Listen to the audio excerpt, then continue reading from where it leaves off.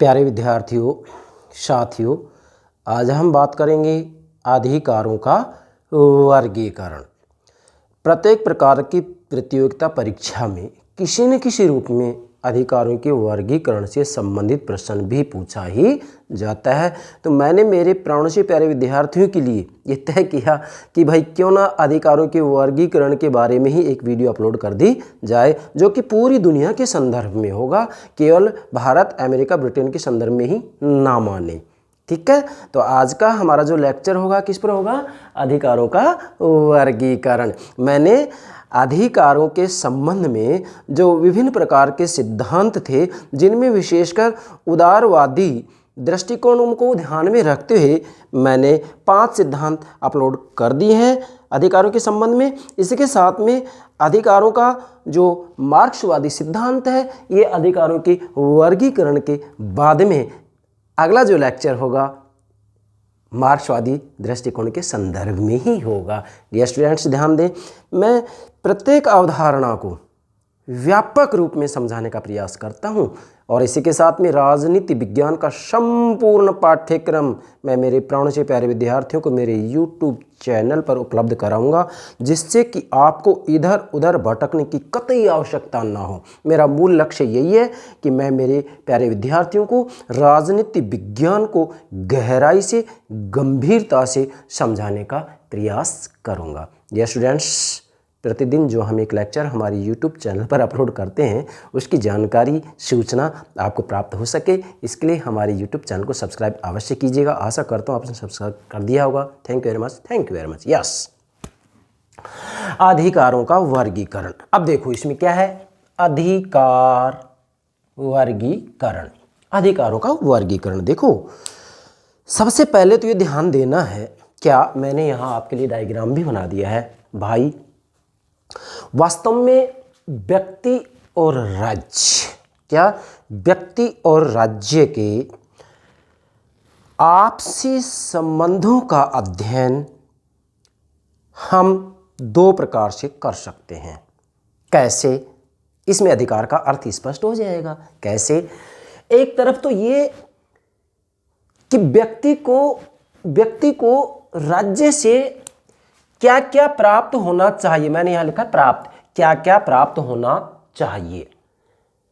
व्यक्ति को राज्य से जो जो प्राप्त होता है वो उसके अधिकार कहलाते हैं। नोट कीजिएगा, क्या कहलाते हैं? अधिकार कहलाते हैं। मतलब एक व्यक्तियों को राज्य से क्या क्या प्राप्त होना चाहिए, वो उसके अधिकार कहलाते हैं। अर्थात राज्य के द्वारा व्यक्तियों को जो सुविधाएं दी जाती हैं, जिससे कि व्यक्ति के व्यक्तित्व का विकास हो सके, व्यक्ति का आत्म विकास हो सके, जो सुविधाएं दी जाती हैं वो सुविधाएं ही अधिकार कहलाते हैं। और वो सुविधाएं विभिन्न प्रकार की होती हैं, जिसको कि हम अधिकारों की वर्गीकरण के आधार पर समझाने का प्रयास करेंगे। यस, क्या समझे कि व्यक्ति को राज्य से क्या क्या प्राप्त होना चाहिए।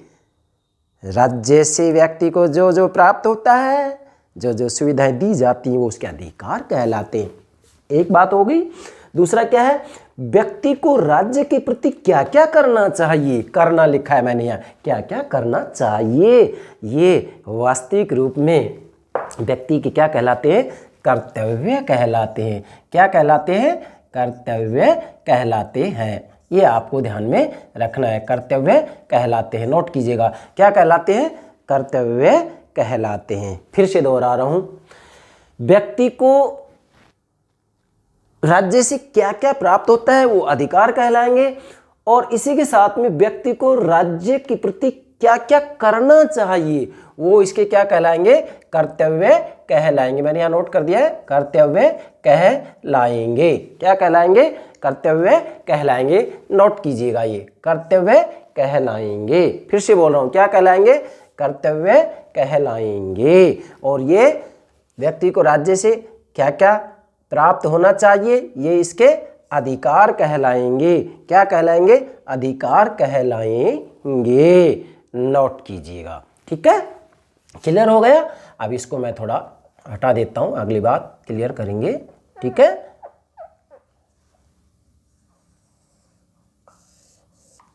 ठीक है, अच्छा, अब अगली बात देखें। व्यक्ति और राज्य के आपसी संबंधों का जो आधार होता है, मैंने यहाँ नोट भी किया है, आधार होता है। वो आधार क्या है? अधिकार, स्वतंत्रता, समानता। क्या? अधिकार, स्वतंत्रता, समानता, कानून। ये व्यक्ति और राज्य के पारस्परिक संबंधों के आधार होते हैं, जिनमें से एक आधार हम आपको समझा रहे हैं, अधिकार। अधिकार के ऊपर मैंने कितनी ही वीडियो अपलोड कर दी है। अधिकार से आप क्या समझते हैं, इसके क्या लक्षण है, तत्व है, स्वरूप है, इसके सिद्धांत, इनके ऊपर मैंने वीडियो अपलोड कर दी है, आप प्लेलिस्ट में देख सकते हैं। तो क्लियर हो गया।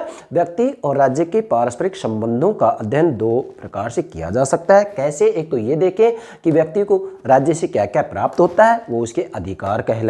फिर से बोल रहा हूं, क्या कहलाएंगे? अधिकार कहलाएंगे, अधिकार कहलाएंगे। और व्यक्ति को राज्य के प्रति क्या क्या करना चाहिए, वो इसके क्या कहलाएंगे? कर्तव्य कहलाएंगे। क्या कहलाएंगे? कर्तव्य कहलाएंगे। यस। तो अधिकार और कर्तव्य एक दूसरे के पूरक हैं, एक के बिना दूसरा अधूरा है। जब तक सभी व्यक्ति ईमानदारी से अपने अपने कर्तव्यों का पालन नहीं करेंगे, तब तक किसी के भी अधिकार रक्षित नहीं हो सकते। और यदि सभी अपने कर्तव्यों का ईमानदारी से पालन करते हैं तो सभी के अधिकार सुरक्षित हो जाते हैं। खैर, ये बहुत व्यापक बात है, तो मैंने सामान्य स्वरूप में आपको बताया है। अब यहाँ अगली बात ये आती है कि भाई अधिकार से आप समझे ही क्या? वैसे मैंने अर्थ के ऊपर अलग से वीडियो अपलोड कर दिया है, पर चूंकि यहाँ इनको समझना है। अधिकार से आप क्या समझते हैं? सामान्य सी बात है। क्या? राज्य के द्वारा, राज्य की इच्छा की अभिव्यक्ति सरकार के माध्यम से होती है, तो राज्य के द्वारा व्यक्तियों को जो सुविधाएं दी जाती हैं, जिससे कि व्यक्ति के व्यक्तित्व का विकास हो सके, उसका आत्मविकास हो सके, जो सुविधाएं दी जाती हैं, जो परिस्थितियां उपलब्ध कराई जाती हैं, भाई वो सुविधाएं ही अधिकार कहलाते हैं। और ये सुविधाएं विभिन्न प्रकार की होती हैं, जिसे कि हम इस वर्गीकरण के माध्यम से समझेंगे। और किसी का भी वर्गीकरण किया जाता है तो वर्गीकरण के लिए सबसे पहले आधार की ज़रूरत होती है कि किस आधार पर वर्गीकरण किया जाए। तो यहाँ हम वर्गीकरण किसका करेंगे? अधिकारों का वर्गीकरण करेंगे। तो अधिकारों के वर्गीकरण के लिए भी आधार की ज़रूरत होती है। अब आधार क्या होंगे? ध्यान दें, ये हो गया अधिकार। ठीक है, अधिकार। आप इसका वर्गीकरण कर रहे हैं, तो सबसे पहले विशेषकर यहाँ तीन प्रकार के अधिकार बताए गए हैं, मुख्यतः प्राकृतिक अधिकार, नैतिक अधिकार, वैधानिक या कानूनी अधिकार। ठीक है भाई, सबसे पहले अधिकारों का वर्गीकरण तीन प्रकार से किया गया है, तीन आधार पर किया गया है। प्राकृतिक अधिकार जो कि स्वाभाविक होते हैं, जन्म के साथ ही बच्चे को मिल जाते हैं, नैतिक अधिकार और वैधानिक या कानूनी अधिकार। पहले इनको समझेंगे। ध्यान दें, सबसे पहले अधिकार को तीन भागों में बांट दिया गया है। कौन कौन सा? प्राकृतिक अधिकार, नैतिक अधिकार, वैधानिक या कानूनी अधिकार। पूरी दुनिया के अधिकारों का अध्ययन कर सकते हैं आप इसके आधार पर। यस, सबसे पहला क्या है? यस, प्राकृतिक अधिकार। भाई, प्राकृतिक अधिकार वो अधिकार होते हैं जिनके बारे में विशेषकर हॉब्स, जॉन लॉक और जीन जैक्स रूसो ने चर्चा की थी। जैसा कि जॉन लॉक ने कहा था कि एक व्यक्ति को, बच्चे को जन्म के साथ तीन अधिकार मिल जाते। जन्म के साथ ही कौन कौन सा? जीवन का अधिकार, स्वतंत्रता का अधिकार, संपत्ति का अधिकार। जॉन लॉक का कहना था कि ये अधिकार बच्चे को जन्म के साथ ही मिल जाते हैं, राज्य सरकार किसी भी रूप में इन अधिकारों को नहीं छीन सकता। क्यों? क्योंकि ये स्वाभाविक है, प्राकृतिक है, इनके बिना व्यक्ति का विकास हो ही नहीं सकता। इसलिए उन्होंने कहा कि जन्म के साथ ही व्यक्ति को ये अधिकार प्राप्त हो जाते हैं। विशेषकर जॉन लॉक याद रखेंगे। जॉन लॉक ने तीन प्राकृतिक अधिकारों की बात की थी। कौन कौन सी? जीवन, स्वतंत्रता और संपत्ति। नोट कीजिएगा। तो ये प्राकृतिक अधिकार हो गया। लेकिन ये प्राकृतिक अधिकार वास्तविक अधिकार नहीं है, क्योंकि समाज और राज्य से बाहर कोई अधिकार हो ही नहीं सकते हैं। जॉन लॉक ने जिन प्राकृतिक अधिकारों की बात की थी वो प्राकृतिक अवस्था के अंतर्गत थे, अर्थात वास्तविक रूप में प्राकृतिक अवस्था में ना समाज ना राज्य, बिना राज्य और समाज के कोई अधिकार सुरक्षित रह ही नहीं सकते, कोई अधिकार कहला ही नहीं सकता। इसलिए प्राकृतिक अधिकार वास्तविक अधिकार नहीं है। दूसरा, नैतिक अधिकार। यस, नैतिक अधिकार वास्तविक रूप में वो अधिकार होते हैं जो कि व्यक्ति के आचरण पर आधारित होते हैं। जैसे एक व्यक्ति के द्वारा संकट में अपने रिश्तेदारों से सहायता ली जाती है, तो जो रिश्तेदारों से सहायता ली जाती है वह सहायता लेने का उसे अधिकार है। ये अधिकार नैतिक अधिकार है। और वास्तविक रूप में नैतिक अधिकार कानूनी अधिकारों से भी श्रेष्ठ होता है।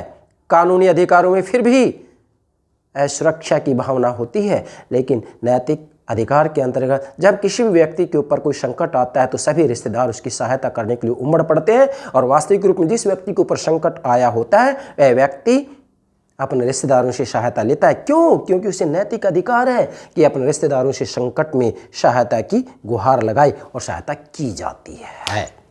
तो ये नैतिक अधिकार आचरण पर आधारित है। इनको कोई कानूनी सुरक्षा प्राप्त नहीं होती है, लेकिन इन नैतिक अधिकारों का पालन भी किया जाता है ईमानदारी से। विशेषकर हम भारत के बारे में तो कह ही सकते हैं। तीसरा है वैधानिक या कानूनी अधिकार। ये अधिकार ही वास्तविक अधिकार कहलाते हैं। क्यों?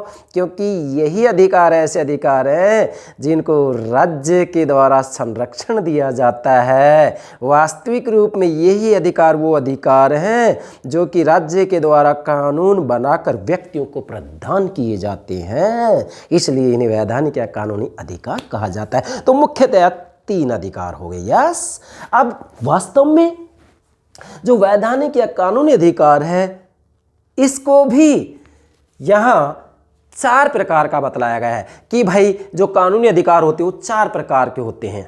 कौन कौन से होते हैं? नोट कीजिएगा। वैधानिक या कानूनी अधिकार जो कि राज्य के द्वारा कानून बनाकर व्यक्ति को प्रदान किए जाते हैं वो कानूनी अधिकार कहलाते हैं। और कानूनी अधिकार कितने प्रकार के नोट किए मैंने? 1 2 3 4 4 प्रकार के। नंबर 1 नागरिक अधिकार। ध्यान दीजिएगा, नंबर 1 नागरिक अधिकार। ये वो अधिकार है जो कि वास्तविक रूप में एक व्यक्ति को उस देश का नागरिक होने के नाते प्राप्त होते हैं, नागरिक अधिकार। दूसरा है आर्थिक अधिकार। वास्तविक रूप में एक व्यक्ति को अपना जीवन जीने के लिए उसे जो है रोटी भी चाहिए, कपड़ा भी चाहिए। तो इसके लिए विशेषकर ये व्यवस्था की जाती है कि व्यक्ति को जो है अपनी दिनचर्या को व्यतीत करने के लिए आर्थिक अधिकार भी उसे प्रदान किए जाएं। उसके बाद में होता है राजनीतिक अधिकार। राजनीतिक अधिकार के अंतर्गत विशेषकर ये प्रावधान किया जाता है कि व्यक्ति को राज्य व्यवस्था के अंतर्गत भाग लेने का अधिकार दिया जाए। और अगला होता है मौलिक अधिकार। ये वो अधिकार होते हैं जिन अधिकारों का उल्लेख संविधान में ही कर दिया जाता है और न्यायपालिका के द्वारा उनकी सुरक्षा की जाए, इसकी भी किसी न किसी रूप में व्यवस्था कर दी जाती है। जैसे भारतीय संविधान के अंतर्गत जो मौलिक अधिकार हैं उनका उल्लेख संविधान के भाग 3 के अंतर्गत किया गया है और अनुच्छेद 32 के तहत संवैधानिक उपचारों का अधिकार प्रदान किया गया है, जिसके आधार पर वास्तविक रूप में जो मौलिक अधिकार प्रदान किए गए हैं उनकी जो है रक्षा न्यायपालिका के द्वारा की जाती है। भारतीय संविधान में जब हम मौलिक अधिकारों की चर्चा करते हैं तो मूल संविधान के अंतर्गत 7 मौलिक अधिकार प्रदान किए गए थे, लेकिन 44 से संविधान संशोधन के तहत संपत्ति के अधिकार को जो है एक कानूनी अधिकार बना दिया गया और वास्तविक रूप में मौलिक अधिकार का दर्जा समाप्त कर दिया गया। तो वर्तमान समय में केवल जो है हम कह सकते हैं कि 6 ही अधिकार मौजूद है। मूल बात यहाँ ये है कि मौलिक अधिकार वास्तविक रूप में प्रत्येक देश की परिस्थितियों के हिसाब से प्रदान किए जाते हैं। मैं यहाँ पर भारतीय संविधान के मौलिक अधिकारों की चर्चा नहीं कर रहा हूँ, मैं केवल एक सामान्य उदाहरण दे रहा हूँ। मौलिक अधिकार के ऊपर व्यापक वीडियो हम जब भारतीय राज्य व्यवस्था समझाएंगे तो उस समय आपको समझा दिया जाएगा। मैंने तो केवल एक संकेत दिया। यहाँ 44 का मतलब 44वें संविधान संशोधन के तहत संपत्ति के मौलिक अधिकार को एक कानूनी अधिकार का दर्जा दे दिया गया है। और 7-6 का मतलब यह है कि प्रारंभ में हमारे यहाँ अर्थात भारत के अंतर्गत 7 मौलिक अधिकार दिए गए थे, लेकिन वर्तमान समय में केवल 6 ही मौलिक अधिकार हैं। यस, तो ये कानूनी अधिकार 4 प्रकार के हो गए। नागरिक अधिकार, नोट कीजिएगा, आर्थिक अधिकार, राजनीतिक अधिकार, मौलिक अधिकार। ठीक है, अब आगे बढ़ते हैं भाई। इसके बाद में हम लेते हैं यहाँ जो राजनीतिक अधिकार है, राजनीतिक अधिकार को भी अनेक प्रकार का बताया गया है राजनीतिक अधिकार। इधर आइए, अब राजनीतिक अधिकार में पहला है मत देने का अधिकार। भाई वास्तविक रूप में किसी न किसी रूप में जो अप्रत्यक्ष लोकतंत्र जहां होता है, जैसे कि हमारे भारत में अप्रत्यक्ष है, अमेरिका में अप्रत्यक्ष है, तो किसी न किसी रूप में यहाँ जो मतदाता होते हैं उनको मत देने का अधिकार दिया जाता है। वो एक अलग बात है कि देश विशेष के हिसाब से मतदाता की आयु कहीं 18 वर्ष होती है, कहीं 21 वर्ष होती है, लेकिन मत देने का अधिकार तो दिया ही जाता है। उसके बाद में दूसरा है चुने जाने का अधिकार। अब एक मतदाता को केवल मत देने का अधिकार नहीं होता है, इसके साथ में यदि वह चाहे तो स्वयं भी चुनाव लड़ सकता है। ठीक है, जैसे मान लीजिएगा हम यहाँ कहें कि आयु तो प्रत्येक देश में अलग अलग होती है। जैसे लोकसभा के लिए भारत में 25 वर्ष है, राज्यसभा के लिए 30 वर्ष है, राष्ट्रपति उपराष्ट्रपति के लिए 35 वर्ष निर्धारित की गई है। इसी प्रकार से सभी देशों के अंतर्गत किसी न किसी रूप में जो है आयु निर्धारित कर दी जाती है। लेकिन वास्तविक रूप में यहाँ मतदाता को उम्मीदवार बनने का भी अधिकार है, चुनाव लड़ने का भी अधिकार होता है, इसलिए आप नोट करेंगे चुने जाने का अधिकार। 2, तीसरा है सरकारी पद प्राप्त करने का अधिकार। राजनीतिक अधिकार के तहत वास्तविक रूप में सरकारी पद प्राप्त करने का भी अधिकार होता है। अर्थात एक व्यक्ति यदि योग्य है, मतलब उसने वास्तविक रूप में किसी भी पद विशेष के लिए कोई योग्यता प्राप्त कर ली है, तो वह सरकारी पद प्राप्त कर सकता है। यहाँ किसी भी रूप में कोई भेदभाव नहीं किया जाएगा। वो एक अलग बात है कि किसी जाति विशेष को हमारे भारत में जो आरक्षण दिया गया है, तो इसका मतलब ये नहीं है कि असमानता बढ़ती जा रही है, बल्कि इसका मतलब ये है कि कुछ वर्ग ऐसे हैं जो कि आर्थिक दृष्टि से पिछड़े हुए हैं, तो उनको जो है बराबर लाने के लिए ऐसी व्यवस्था की जाती है। सरकारी पद प्राप्त करने का अधिकार, नोट कीजिएगा, सरकारी पद प्राप्त करने का अधिकार। ठीक है भाई। उसके बाद में अगला है राजनीतिक दल बनाने का अधिकार। यस, यहाँ वास्तविक रूप में राजनीतिक अधिकार के अंतर्गत ही राजनीतिक दल बनाने का अधिकार भी होता है। कुछ मर्यादाओं को ध्यान में रखते हुए अपनी विचारधारा के आधार पर राजनीतिक दल का भी गठन किया जा सकता है। इसके बाद में प्रार्थना पत्र देने का भी अधिकार होता है। प्रार्थना पत्र देने का अधिकार, नोट कीजिएगा, प्रार्थना पत्र देने का अधिकार। वास्तविक रूप में यहाँ जब किसी कर्मचारी के द्वारा या सरकार के द्वारा कोई गलत कानून बनाया जाता है, कर्मचारी के द्वारा कोई गलत आदेश दिया जाता है, तो ऐसी स्थिति में व्यक्तियों को यह अधिकार है कि वो प्रार्थना पत्र दे सकते हैं सरकार को कि भी आपके द्वारा जो कानून बनाया गया है वह गलत है, कर्मचारी वास्तविक रूप में कानून क्रियान्वित गलत रूप में कर रहे हैं, तो यहाँ पर जो है प्रार्थना पत्र देने का भी अधिकार दिया जाता है। वो एक अलग बात है कि देश विशेष में कहीं पर इनको दिया जाता है, कहीं नहीं दिया जाता है। मैं तो व्यापक रूप में ले रहा हूँ पूरी दुनिया के संदर्भ में। और अगला है विरोध का अधिकार। ये विरोध का अधिकार भी राजनीतिक अधिकार में ही आएगा। विरोध के अधिकार का मतलब ये है कि वास्तविक रूप में जब सरकार के द्वारा कोई ऐसा कानून बनाया जाता है जो कि जनहित में नहीं है, तो ऐसी स्थिति में किसी न किसी रूप में जनता को वास्तव में सरकार का विरोध करने का अधिकार दिया जाता है। और डेफिनेटली इस विरोध के अधिकार की बात भारत के संदर्भ में आए तो मोहनदास करमचंद गांधी जी ने विशेषकर इसका समर्थन किया था कि सरकार यदि गलत कानून बनाए तो जनता को विरोध करने का अधिकार दिया जाना चाहिए। ठीक है भाई, तो ये होगा विरोध का अधिकार, ये राजनीतिक अधिकार हो गई। ठीक है, राजनीतिक अधिकार नोट कीजिएगा। इसका मतलब 1 2 3 4 5 6 ये राजनीतिक अधिकार में 6 अधिकार आ जाते हैं। ठीक है, आगे बढ़ते हैं। इसके बाद में यहाँ आते हैं हम क्या कि फिर जो आर्थिक अधिकार हैं, भाई समझना है। हाँ, राजनीतिक अधिकार 6 प्रकार के हो गए। अब आर्थिक अधिकार भी उसी प्रकार से वर्गीकरण किया गया है आर्थिक आधार पर। आर्थिक अधिकार में कौन कौन से आएंगे? काम प्राप्ति का अधिकार, नोट कीजिएगा, नंबर 1 काम प्राप्ति का अधिकार। तो वास्तविक रूप में काम प्राप्ति के अधिकार का अर्थ 2 रूपों में लिया जाता है।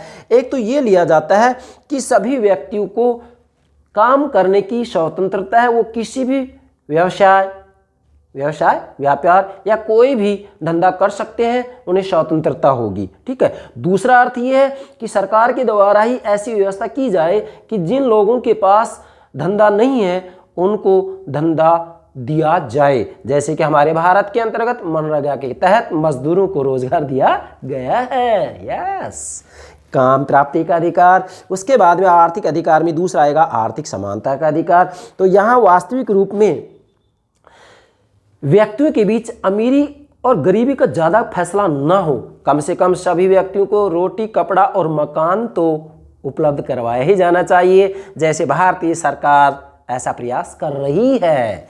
आर्थिक समानता का अधिकार। अगला है अवकाश प्राप्ति का अधिकार। वास्तविक रूप में जो कर्मचारी होते हैं उनके लिए किसी न किसी रूप में अवकाश की व्यवस्था भी की जाती है, जैसे विशेषकर 8 घंटे की व्यवस्था की गई, 8 घंटे कार्य किया जाए। क्या? 8 घंटे कार्य किया जाए केवल ही केवल। और इसी के साथ में उनके लिए अवकाश की भी व्यवस्था की जाती है। वो देश विशेष की समय और परिस्थिति के ऊपर निर्भर करता है कि किस रूप में उनको अवकाश दिया जाता है। जैसे किसी देश के अंतर्गत जो है सप्ताह में 1 अवकाश होता है, कहीं पर अभी 2 अवकाश भी दिए जा रहे हैं। जैसे भारत के अंतर्गत वास्तविक रूप में सैटरडे और संडे 2 अवकाश दिए जा रहे हैं। तो अवकाश प्राप्ति का अधिकार होता है। बीमारी और बुढ़ापे में सहायता लेने का अधिकार होता है। वास्तविक रूप में आर्थिक अधिकार के तहत ही बीमारी और बुढ़ापे में सहायता लेने का अधिकार भी है। जैसे भारत के अंतर्गत भी हम कह सकते हैं कि वृद्धावस्था पेंशन लागू कर दी गई है। यस, राजस्थान के अंतर्गत दी जा रही है, हरियाणा में दी जा रही है। इसी के साथ में हम कह सकते हैं कि बीमारी के लिए भी किसी न किसी रूप में सरकारों के द्वारा व्यवस्था की जा रही है कि भी जो गरीब व्यक्ति होते हैं उनको जो है आर्थिक सहायता प्रदान की जाए। ठीक है, तो बीमारी और बुढ़ापे में सहायता लेने का अधिकार होता है। ये सभी अधिकार आर्थिक अधिकार के तहत आएंगे। कौन कौन से? काम प्राप्ति का अधिकार, आर्थिक समानता का अधिकार 2, अवकाश प्राप्ति का अधिकार 3, बीमारी और बुढ़ापे में सहायता लेने का अधिकार 4। ये चारों अधिकार आर्थिक अधिकार के अंतर्गत आएंगे। अर्थात जो ये अधिकार बताए गए हैं इनका वर्गीकरण आर्थिक आधार पर किया गया है। ठीक है भाई। इसके बाद में रह गया इधर नागरिक अधिकार। देखो, राजनीतिक अधिकार का वर्गीकरण हो गया, आर्थिक अधिकार का वर्गीकरण हो गया, मौलिक अधिकार की मैंने चर्चा कर ही दी है। इसके बाद में नागरिक अधिकार, चूंकि यहाँ इसका वर्गीकरण इसलिए नहीं किया गया है कि वास्तव में ये देश विशेष की परिस्थिति के ऊपर निर्भर करता है कि संविधान के अंतर्गत कौन कौन से अधिकार जो है प्रदान किए गए हैं, क्योंकि इनकी रक्षा न्यायपालिका के द्वारा ही की जाती है। हम नागरिक अधिकार जो कि वास्तविक रूप में उस देश का नागरिक होने के नाते प्राप्त होते हैं। तो नागरिक अधिकार में कौन कौन से आएंगे देखिएगा भाई। जीवन का अधिकार, भाई सबसे पहले तो जीवन का अधिकार ही होता है, क्योंकि जब व्यक्ति का जीवन ही सुरक्षित नहीं है तो फिर अन्य अधिकारों का कोई औचित्य ही नहीं है। तो जीवन का अधिकार दिया जाता है, जैसे भारतीय संविधान के अंतर्गत इसका उल्लेख किया गया है। दूसरा है व्यक्तिगत स्वतंत्रता का अधिकार। व्यक्तिगत स्वतंत्रता का अधिकार कि वास्तविक रूप में व्यक्ति को कोई भी कार्य करने की आज़ादी है जब तक कि दूसरे व्यक्ति का अहित ना हो, दूसरे व्यक्ति का अहित ना हो, समाज का अहित ना हो। इस रूप में व्यक्ति जो है स्वतंत्र रूप में जो है कार्य कर सकता है। तीसरा है समानता का अधिकार। यहाँ वास्तविक रूप में जाति, भाषा, धर्म इत्यादि के आधार पर किसी भी रूप में कोई भेदभाव नहीं किया जाता है। सभी को विधि का समान संरक्षण प्राप्त होता है। कानून की दृष्टि में सभी समान होते हैं। तो ये समानता का अधिकार है। इसके बाद में संपत्ति का अधिकार है। जैसा कि भारतीय संविधान के अंतर्गत प्रारंभ में संपत्ति का अधिकार एक मौलिक अधिकार था, परंतु वर्तमान समय में ये मौलिक अधिकार नहीं है बल्कि एक कानूनी अधिकार है। लेकिन संपत्ति का अधिकार की व्यवस्था भी किसी न किसी रूप में सभी देशों में की ही जाती है। और अगला है भाषण व विचार प्रकट करने का अधिकार। ध्यान दें, भाषण व विचार प्रकट करने का अधिकार। तो इसके अंतर्गत भी वास्तविक रूप में सभी व्यक्ति अपने विचारों की अभिव्यक्ति कर सके, क्योंकि जब तक विचारों की अभिव्यक्ति नहीं होगी तब तक सत्यता का पता नहीं लगेगा। तो किसी न किसी में भाषण देने व विचार प्रकट करने का अधिकार भी दिया जाता है, जैसा कि हमारे भारत के अंतर्गत भी दिया गया है। नागरिक अधिकार के तहत अगला आएगा इकट्ठा होने व संगठन बनाने का अधिकार। तो सभी देशों में किसी न किसी रूप में संगठन बनाने का अधिकार भी दिया जाता है, सभा करने का अधिकार भी दिया जाता है। अगला शिक्षा का अधिकार। तो वास्तविक रूप में बिना शिक्षा के व्यक्ति के व्यक्तित्व का विकास नहीं हो सकता है। और वास्तविक रूप में किसी भी देश का विकास इस बात के ऊपर निर्भर करता है कि वहाँ पर शिक्षा की क्या व्यवस्था की गई है। तो डेफिनेटली हम कह सकते हैं कि जब सरकार के द्वारा निःशुल्क रूप में शिक्षा की व्यवस्था की जाती है तो वह हम कह सकते हैं शिक्षा का अधिकार है। जैसे भारत के अंतर्गत भी वास्तविक रूप में किसी न किसी रूप में शिक्षा के अधिकार की बात को स्वीकार किया गया है। अगला है परिवार का अधिकार। परिवार के अधिकार का मतलब ये है कि वास्तविक रूप में व्यक्ति को विवाह करने अपना परिवार बसाने की आज़ादी होती है। ठीक है, अब परिवार के अंतर्गत क्या खाता है, क्या पहनता है, इसकी पूरी आज़ादी होगी।